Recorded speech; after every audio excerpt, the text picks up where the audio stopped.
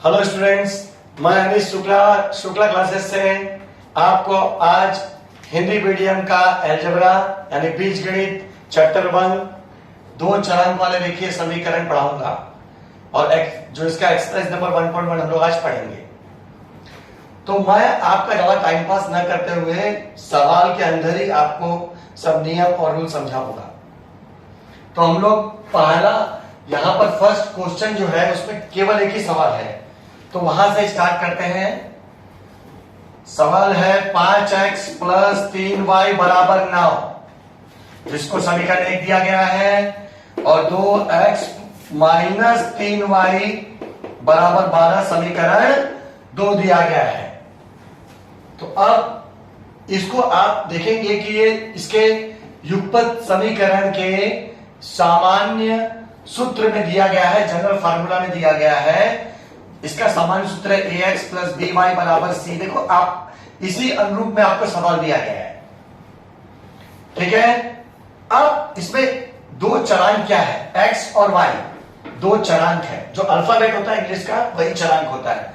तो x और y क्या है, चरांक है, और x का गुणांक क्या है, 5 है, 2 है। तो ये इसका गुणांक है। दो चीज को आपको समझना है।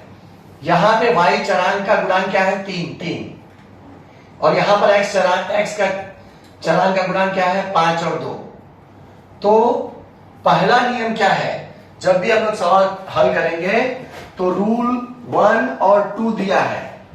पहला रूल क्या है, रेखीय समीकरण को युगपत समीकरण को हल करने का पहला नियम क्या है कि दो चरांक में से एक चरांक के गुणांक को समान करो। अगर समान नहीं है तो समान करो। दोनों चरांक में से x और y में से, x और y दो चरांक दिया है, तो दोनों चरांक में से एक चरांक के गुणांक को समान करना है। तो हम लोग देखेंगे x का गुणांक क्या है, x का गुणांक 5 है और 2 है, तो ये समान नहीं है। y चरांक है, उसका गुणांक क्या है, 3, ये समान है। तो हमको समान करने की आवश्यकता नहीं है। दोनों चरांक में से एक चरांक के गुणांक को समान करना है, अगर समान नहीं है तो। लेकिन इस सवाल में तो y चरांक का गुणांक समान दिया है, तो फिर पहला रूल तो सेटिस्फाइड है, उसको करने की जरूरत नहीं है। अगर दोनों चरांक में से एक भी चरांक का गुणांक समान नहीं होता तो हम उसको समान करने की कोशिश करते, लेकिन ये तो ऑलरेडी समान है, तो पहला नियम तो सेटिस्फाइड है। अब दूसरा रूल, समान चरांक वाले गुणांक के चिन्ह को देखो। तो हम लोग उसके जो चरांक समान हुआ है उसके गुणांक के चिन्ह को देख रहे हैं। 1 प्लस 1 माइनस है, 1 प्लस और 1 माइनस है। तो दोनों चरांक में से जो चरांक समान है उसके गुणांक के चिन्ह को देख रहे हैं। 1 प्लस और 1 माइनस है, मतलब चिन्ह क्या है, विपरीत है। और अगर चिन्ह विपरीत होगा, अगर चिन्ह विपरीत है तो हम लोग क्या करेंगे, उसको जोड़ेंगे, ठीक है, जोड़ेंगे, ठीक है। और अगर चिन्ह समान है तो हम लोग घटाएंगे, उसको क्या करेंगे, घटाएंगे, ठीक है। तो यहां पर चिन्ह क्या है, विपरीत है। 1 प्लस और 1 माइनस है, 1 प्लस और 1 माइनस है, तो चिन्ह क्या हो गया, विपरीत है। तो चिन्ह विपरीत है तो क्या करना है, जोड़ना है। तो हम लोग उसको जोड़ेंगे। समीकरण 1 तथा समीकरण 2 को जोड़ने पर, तो हम लोग समीकरण 1 और 2 को जोड़ रहे हैं। तो 5x प्लस 3y बराबर 9 और 2x माइनस 3y बराबर कितना है, 12। तो हम लोग उसको जोड़ेंगे। जोड़ने के लिए किसी भी चिन्ह को लगाने की आवश्यकता नहीं है। घटाना होता तो जरूर चिन्ह लगाते, लेकिन जोड़ने के लिए चिन्ह लगाने की आवश्यकता नहीं है, क्योंकि धन का चिन्ह किसी को प्रभावित नहीं करता है। तो प्लस यहां पर देखो, जो समान है वो कटेगा, प्लस माइनस है, कट जाएगा प्लस माइनस माइनस, तो 3y में से 3y गया 0, तो काट दो उसको। 5 plus 2y 5x plus 2x कितना हो गया, 7x। 5x प्लस 2x कितना हो गया 7x बराबर प्लस प्लस प्लस 12 और 9 21, तो 7x बराबर 21। तो दोनों पक्षों में क्या करेंगे, दोनों पक्षों में 7 से भाग देंगे, क्योंकि ये गुणा हो रहा है, यहां पर आएगा तो भाग हो जाएगा। तो x बराबर क्या हो जाएगा 21/7, ये 7 का यहाँ पे गुणा हो रहा है, यहाँ पे आएगा तो भाग हो गया, 7 आई 21, तो x बराबर कितना हो गया 3। तो पहला उत्तर आ गया 3, ठीक है। तो x बराबर 3। अब x बराबर 3 का मान समीकरण 1 पे भी रख सकते हैं, समीकरण 2 में भी रख सकते हैं। तो जो धनात्मक है उसको ज्यादा लेना चाहिए, because it is more easy to solve.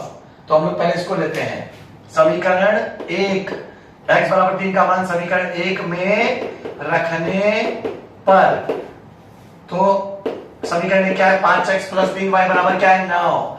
अब 5 गुणे x का मान कितना है 3 है, तो x के लिए क्या लिखोगे 3 प्लस 3y बराबर क्या हो जाएगा 9, 5 3 15 प्लस 3y, ठीक है, बराबर 9। तो 5 3 15 हो गया। अब संख्या दाएं तरफ होती है और चलान बाएं तरफ होता है, हमेशा ध्यान रखना, हम लोग को चलान एक तरफ रखने का और संख्या को दूसरी तरफ लेके जाने का। तो 3y बराबर ये प्लस 15 यहां पर आ जाएगा बच्चे लोग, तो प्लस 9 यहां पे ऑलरेडी है, प्लस 15 यहां पर आ गया, तो कितना हो गया -15। तो 3y बराबर कितना हो गया प्लस माइनस माइनस, तो 15 में से हो गया कितना हो गया 6, चिन्ह किसका लगेगा माइनस का।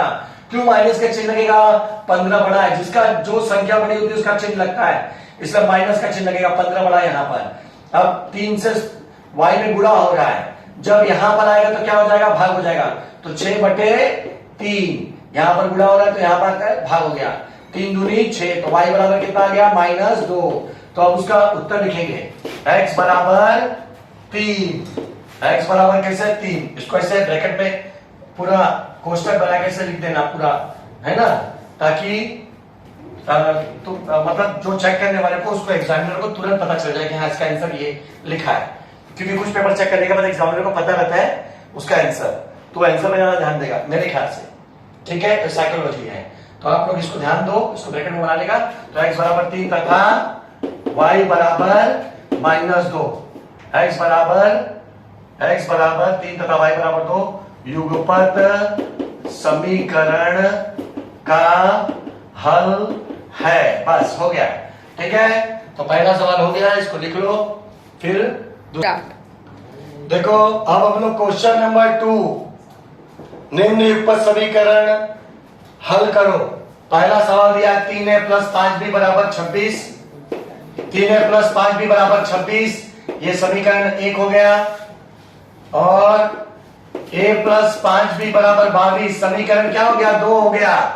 तो यहां पर दो चरांक कौन सा है a और b, a और b दो चरांक है, तो हम लोग को a या b दोनों में से एक चरांक के गुणांक को समान करना है, जो नियम आपको पता ही है। तो नियम है कि दोनों चरांक में से एक चरांक के गुणांक को समान करना है। तो यहां पर a का गुणांक समान नहीं है, क्योंकि यहां पर 3 है और यहां पर 1 है, लेकिन b का गुणांक समान है, 5 और 5 है, तो पहला रूल सेटिस्फाइड है, तो उसको समान करने की आवश्यकता नहीं है। तो 5b और 5b समान है, तो फिर हम लोग दूसरे नियम पर आते हैं, क्योंकि समान है पहले से, तो फिर समान चरांक वाले गुणांक के चिन्ह को देखेंगे। तो चिन्ह कैसा है, जो समान है उसका चिन्ह क्या है, दोनों का चिन्ह क्या है प्लस है, मतलब चिन्ह समान है, और चिन्ह जब समान होता है तो क्या करते हैं घटाते हैं। तो किसको किस में से घटाएंगे, छोटे को बड़े में से घटाएंगे, मतलब बड़े में से छोटे को घटाएंगे। तो हम लोग क्या बोलेंगे, समीकरण 1 में से समीकरण 2 को घटाने पर, घटा क्यों रहे हैं, घटा इसलिए है क्योंकि जो चरांक का गुणांक समान है उसका चिन्ह भी समान है, और जब चिन्ह समान रहता है तो हम लोग घटाते हैं, इसलिए हम लोग को बड़े में से छोटे को घटाना है। तो समीकरण 1 में से समीकरण 2 को घटाने पर समीकरण क्या है, 3a प्लस 5b बराबर कितना है 26, और a प्लस 5b बराबर कितना है 22। तो हम लोग क्या करेंगे, घटा देंगे, माइनस माइनस माइनस। तो देखो ये पहले प्लस 5b था, ये पहले प्लस 5b था, लेकिन जब हमने माइनस का चिन्ह यहां पे लगाया तो माइनस से बाहर आ गया, तो माइनस प्लस क्या होता है माइनस, माइनस 5b हो गया। अब ये भूल जाओ कि ये +5 भी था, अब ये -5 भी है, और -5 भी और +5 भी कट जाएगा। तो 3a में से a गया, a अगर लिखा है तो उसको a के समझने का, कोई भी अगर x लिखा है तो उसको 1x समझेंगे, ठीक है। तो 3a में से 1a गया तो कितना बचा, 2a। चिन्ह किसका लगेगा, प्लस का लगेगा, क्योंकि 3 बड़ा है, बराबर प्लस माइनस माइनस। 26 में से 22 गया 4, चिन्ह किसका लगेगा, प्लस का। प्लस का चिन्ह क्यों लगेगा, क्योंकि 26 बड़ा 22 से, और 26 का चिन्ह प्लस है, इसलिए प्लस।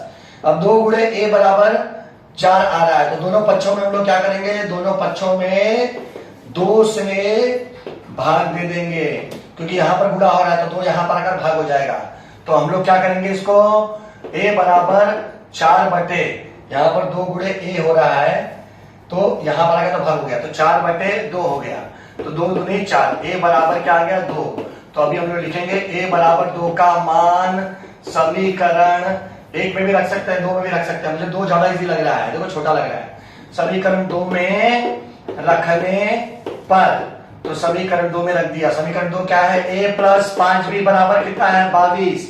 a कितना है, 2, 2 + 5b बराबर कितना हो गया, 22।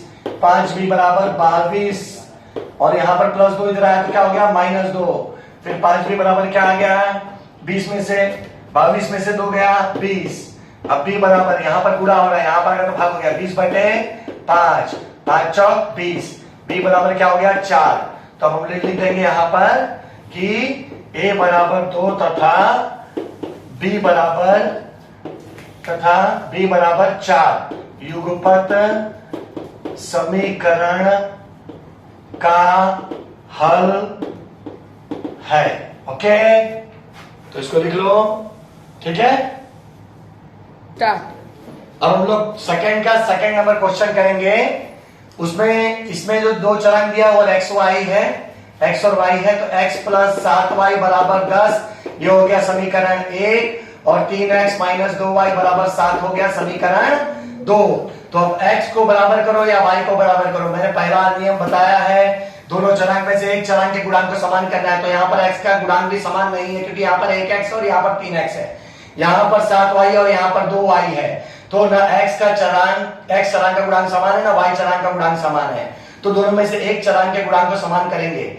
यहाँ पर y को अगर समान करना है तो दोनों में गुणा करना पड़ेगा। 7 में 2 से गुणा करना पड़ेगा तो 14 हो जाएगा, और 2 में 7 से गुणा करेंगे तो 14 हो जाएगा। तो 14 और 14 समान हो जाएगा। लेकिन हम लोग इसलिए y को ना समान करके x को समान करना ज्यादा आसान होगा। अगर हम लोग x में 1 से गुणा करेंगे, 3 से गुणा करेंगे, x में अगर 3 से गुणा करेंगे तो 3x और 3x समान हो जाएगा। लेकिन हम लोग सेपरेटली x में 3 से गुणा नहीं कर सकते, जब भी गुणा करेंगे पूरे समीकरण में करेंगे। हम लोग को x के गुणांक को समान करना है। यहाँ पर 1x है और यहाँ पर 3x है, तो हम इसमें 3 से गुणा करेंगे। लेकिन हम लोग separately can't multiply by x by 3 separately, तो हम लोग क्या करेंगे, उसके लिए हम लोग पूरे समीकरण में मल्टीप्लाई करेंगे। तो हम लोग क्या लिखेंगे, समीकरण 1 में 3 से गुणा करने पर, क्यों हमने 3 से गुणा किया, क्योंकि हमको दोनों चरांक में से एक चरांक के गुणांक को समान करना है, और यहाँ पर 1x और यहाँ पर 3x, तो हम लोग यहाँ पर 3 से गुणा करेंगे तो 3x समान हो जाएगा। तो पूरे समीकरण 1 में 3 से गुणा कर दिया। तो अब समीकरण क्या बन गया, 3 × x 3x, 3 सते क्या हो गया 21y, 3 दाह में कितना हो गया 30, ये हो गया समीकरण 3। तो अब समीकरण 2 और समीकरण 3 क्या हो गया, समीकरण 2 और समीकरण 3 बन गया। अब समीकरण 1 तो 3 में बदल गया, तो 1 को मत देखो, समीकरण 2 देखो, 3 देखो। अब किसके चरांक को हमने समान किया है, x चरांक को हमने समान किया है। तो जो समान हो गया है उसका चिन्ह देखेंगे, दोनों का चिन्ह। अब यहाँ पे साइड में चिन्ह मत देखना, जिसको समान किया है उसका चिन्ह देखना है, या जो समान है उसका चिन्ह देखना है। तो यहाँ पर 3x और 3x समान है, तो उसका चिन्ह क्या है, प्लस प्लस। प्लस प्लस है मतलब दोनों का चिन्ह समान है, समान है मतलब क्या करना है, घटाना है। तो कौन छोटा है, 7 छोटा है 30 से, तो फिर समीकरण 3 में से 2 को घटाना है। घटाना तो है क्योंकि चिन्ह समान है, तो बड़े में से छोटे को घटाना है। तो समीकरण 3 में से समीकरण 2 को घटाने पर, तो लिखना है समीकरण 3 में से समीकरण 2 को घटाने पर। तो समीकरण 3 क्या है, 3x प्लस 21y बराबर 30। समीकरण 2 क्या है? 3x माइनस 2y बराबर 7। अब यहां पर बहुत समझने वाली बात है, माइनस किया मैंने, यहां पे माइनस किया और यहां पर भी माइनस किया, घटा रहे हैं, तो प्लस 3x और माइनस 3x कट गया। लेकिन यहां पर माइनस माइनस क्या हो गया? प्लस हो गया, क्योंकि यहां पर माइनस 2y था कि हमने जब माइनस का चिन्ह यहां पर लगाया तो यहां पर माइनस माइनस क्या हो गया? प्लस 2y हो गया। तो माइनस माइनस क्या हो गया? प्लस हो गया। अब ये प्लस 2y हो गया, भूल जाओ ये माइनस था, अब ये क्या हो गया? प्लस 2y हो गया। प्लस 21y और प्लस 2y कितना हो गया? 23y। चिन्ह किसका लगेगा? प्लस का। 21 बड़ा है 2 से, तो प्लस का चिन्ह लगेगा क्योंकि 21 बड़ा है। प्लस का चिन्ह पहले स्टार्टिंग में लगाने की जरूरत नहीं होती है। तो 30 में से 7 गया, कितना हो गया? 30 में से 7 गया, हो गया 23। तो यहां पर 23 का y से गुणा हो रहा है, यहां पर आएगा तो भाग हो जाएगा, इसीलिए क्या हो जाएगा? y बराबर, यहां पर 23 है, यहां पर गुणा हो रहा है, यहां पर आएगा तो भाग हो जाएगा। तो 23 बटा क्या हो गया? 23 बटा 23, 23 से कम 23, y बराबर 1। तो अब क्या करेंगे? y बराबर 1 का मान समीकरण किस में रखोगे? 1 में रखोगे, 2 में रखोगे, 3 में रखोगे? मुझे तो लगता है समीकरण 1 में रखना ज्यादा इजी है। तो हम लोग y का मान समीकरण 1 में रखने पर, तो यहां पर क्या हो गया? x प्लस, समीकरण क्या? x प्लस 7y बराबर 10। तो x प्लस 7 गुणे y क्या है? 1 बराबर 10। x प्लस 7 कम 7 बराबर 10। x बराबर 10 प्लस 7 यहाँ पे माइनस 7, x बराबर 10 में से 7 गया 3, तो x बराबर क्या गया? 3। तो x बराबर 3 तथा y बराबर 1 युगपत समीकरण का हल है। ओके, आया सबको? ध्यान में रखो, इसको लिखो, प्रैक्टिस करो। अब हम लोग क्वेश्चन नंबर 3 में चलते हैं। स्टूडेंट्स, जैसे कि मैंने आपको सेकंड का भी फर्स्ट सेकंड करा दिया है, क्वेश्चन नंबर 3 ये है 2x माइनस 3y बराबर 9 और 2x प्लस y बराबर 13। तो इसमें 2x चरांक का गुणांक समान है, तो तुम लोग इसको अपने हिसाब से इसको हल कर लेना, ठीक है? तो इसको मैं लेकर आ रहा हूं, तुम लोग खुद से करोगे और इसका आंसर मुझे कमेंट में बताओगे, ठीक है? और अगर नहीं समझ में आएगा तो भी तुम लोग मुझसे पूछ सकते हो जो भी सवाल, ताकि मैं आपको अगले बार एक्सप्लेन कर दूं उसको फिर से, ठीक है? तो अब हम लोग क्वेश्चन नंबर 4 करेंगे। ये आपका सवाल है, ये आपको खुद से करना है। चलो, तो यहां पर देखो m और n चरांक है। चौथे सवाल में m और n चरांक है, तो हम लोग लिखेंगे 5m माइनस 3n बराबर 19। ये समीकरण 1 हो गया। m माइनस 6n बराबर माइनस 7, समीकरण क्या हो गया? 2 हो गया। तो हम लोग को या तो m चरांक के गुणांक को समान करना है या तो n चरांक के गुणांक को समान करना है। तो यहां पर m का चरांक का गुणांक क्या है? 5 और 1। तो अगर हमको इसको बराबर करना है तो हम अगर यहाँ पे 5 से गुणा करेंगे तो 5m बराबर हो जाएगा। और अगर हम लोग को n को बराबर करना है तो अगर 3 में 2 से गुणा करेंगे तो भी 6 हो जाएगा, 3 दूनी 6, तो n को भी बराबर कर सकते हैं। चलो हम लोग n को समान करने की सोचते हैं। तो n को समान करने के लिए हम लोग को इसमें 5 से गुणा करना पड़ेगा ताकि 5m बराबर हो जाए। लेकिन हम लोग सेपरेटली मल्टीप्लाई नहीं कर सकते, इसमें पूरे समीकरण में मल्टीप्लाई करेंगे 5 से। तो हम लोग लिखेंगे समीकरण 2 में 5 से गुणा करने पर, अब देखो 5 से गुणा करेंगे तो 5 गुणा n क्या हो जाएगा? 5n। 5 6 कितना हो जाएगा? 30n। 5 7 कितना हो जाएगा? 35। समीकरण हो गया 3। तो अब ये समीकरण 2 तो 3 में बदल गया, तो समीकरण 3 बचा और समीकरण 1 बचा। तो हम लोग देखेंगे m चरांक और n चरांक है, तो कौन समान हुआ? m चरांक का गुणांक समान हो गया। तो दूसरा नियम क्या है? समान हुए चरांक के गुणांक का चिन्ह देखो, तो इसका चिन्ह प्लस प्लस है, दोनों का चिन्ह क्या है? समान है। जिसको हमने समान किया है उसका चिन्ह देखेंगे, दोनों का चिन्ह प्लस प्लस है, मतलब समान है। समान है तो क्या करेंगे? घटाएंगे। समान है तो क्या करते हैं? घटाते हैं। तो 19 यहाँ पर 19 है और यहाँ पर माइनस 35 है, तो कौन छोटा हुआ? माइनस 35 छोटा हुआ। ऋणात्मक संख्या छोटी होती है चाहे वो कितनी बड़ी हो, ऋणात्मक संख्या को धनात्मक संख्या से छोटा माना जाता है। तो माइनस 35 छोटा है 19 से। तो हम लोग क्या करेंगे? समीकरण 1 में से 3 को घटाएंगे। घटाना तो है क्योंकि समान है तो घटाना है। तो समीकरण 1 में से समीकरण 3 को घटाने पर, क्योंकि समीकरण 3 छोटा है, ऋणात्मक है। अच्छा, तो समीकरण 1 क्या है? 5m माइनस 3n बराबर 19, और समीकरण 3 क्या है? 5m माइनस 30n बराबर माइनस 35। तो अब उन्होंने घटाया माइनस माइनस माइनस, तो माइनस माइनस क्या हो गया? प्लस, माइनस माइनस क्या हो गया? प्लस। तो ये प्लस 30n हो गया, ये प्लस 35 हो गया। भूल जाओ कभी माइनस था, अभी माइनस माइनस प्लस हो गया। अच्छा, प्लस 5m और माइनस 5m कट जाएगा, माइनस प्लस, यहां पर मत देखो, यहां पर देखो क्योंकि माइनस माइनस प्लस हो चुका है।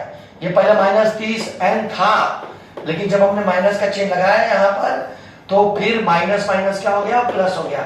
अब ये प्लस 30n है, तो माइनस माइनस क्या हो गया? प्लस। तो माइनस प्लस माइनस, तो 30 में से 3 गया, कितना हो गया? 27n। चिन्ह किसका लगेगा? प्लस का। क्यों? 30 बड़ा है 3 से, और जो बड़ा रहता है उसका चिन्ह लगता है। लेकिन स्टार्टिंग में कभी भी सिंगल जो पद रहेगा उसमें हम लोग प्लस का चिन्ह लिखने की जरूरत नहीं है, तो माइनस होता जरूर लिखते।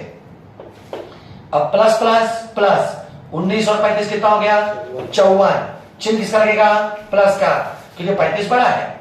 अब हम लोग 27 का n से गुणा हो रहा है, यहां पर लेके आएंगे तो 27 का भाग हो जाएगा। ये लिख देना, स्टेटमेंट में हमेशा लिखना कि दोनों पक्षों में 27 का भाग देने पर, लेकिन मैं डायरेक्ट कर रहा हूं, ये 27 का जाएगा तो बटे 27 हो जाएगा। तो n बराबर क्या हो जाएगा? 54 बटे 27। यहां पर गुणा हो रहा है, यहां पर भाग हो जाएगा। तो 27 दूनी 54, n बराबर क्या हो गया? 2। ठीक है, ये तीसरा सवाल है, तुम खुद से कर लेना, इसको मिटा दो। अच्छा, ये हो गया पहला का आंसर आ गया, मतलब n बराबर 2 हो गया। n बराबर 2 का मान समीकरण किसमें रखें? 1 में रख सकते हैं, 2 में रख सकते हैं, 3 में रख सकते हैं। तीनों में से आंसर इजी, लेकिन पर पहले में रखते हैं। ठीक है, ये प्लस वाला है, इजीली होगा। समीकरण 2 में रखने पर समीकरण 1 में रखेंगे, सॉरी, समीकरण 1 में रखना ज्यादा इजी। वैसे 2 में भी रख सकते हैं, 3 में भी रख सकते हैं, किसी भी रखेंगे मान तो वही आएगा, लेकिन जो काम आसानी से हो रहा है उसके लिए ज्यादा मेहनत करने की क्या जरूरत है, इसलिए समीकरण 1 में रखते हैं। समीकरण 1 क्या है? 5m माइनस 3n बराबर 19। 5m माइनस 3 गुणे m क्या है? 2 है, बराबर 19। 5m बराबर क्या हो जाएगा? 3 दूनी 6, 3 दूनी कितना हो जाएगा? 6 बराबर 19। अब मैंने पहले ही बताया कि चरांक एक तरफ रहेगा बाएं तरफ और संख्या दाएं तरफ रहेगी, तो ये -6 इधर आएगा तो क्या हो जाएगा? +6 हो जाएगा। तो 5m बराबर क्या हो जाएगा? 19 और 6 कितना हो जाएगा? 25। अब 5 गुणे m है, यहां पर आएगा तो भाग हो जाएगा, तो फिर m बराबर क्या हो जाएगा? 25 बटे 5, 5 पचे 25, तो m बराबर कितना हो गया? m बराबर 5 हो गया। तो हम लोग लिखेंगे m बराबर 5 का मान समीकरण किसमें आएगा? अच्छा, ये तो हो गया ना, सॉल्व हो गया। ओके, तो इसका मान भी आ गया, मुझे लगा कि पहला है। यहाँ पे n बराबर 2 आ गया, n बराबर क्या आ गया? 5। तो हम लोग लिख देंगे कि m बराबर 5 तथा n बराबर 2 युगपत समीकरण का हल है।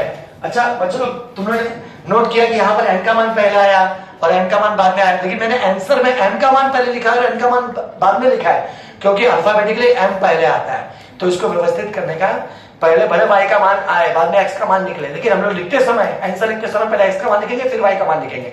वैसे यहाँ पर पहले m का मान लिखेंगे फिर n का मान लिखेंगे। तो n बराबर 5 और n बराबर 2 इस पर समीकरण का हल है।